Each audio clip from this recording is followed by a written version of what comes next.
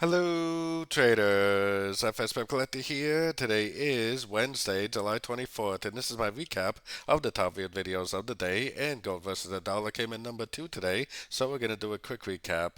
If you'd like to see my full top-down analysis on gold from this morning, check out my video linked at the end of this video over here.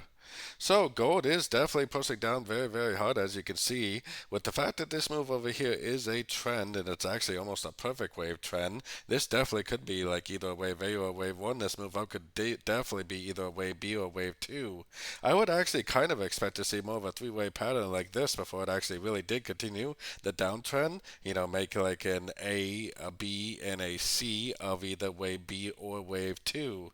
But honestly, like I've been saying lately, sometimes what we think is a wave B actually ends up continuing the downtrend, and the trend definitely is trying to turn down, especially with the little break of structure that we had over here. So it very easily could just keep on trending down from here, but definitely keep an eye out for this ABC scenario because that does seem more likely to me. So don't forget to join my free Discord channel, which is linked over here in the corner. And as always, thank you and happy trading.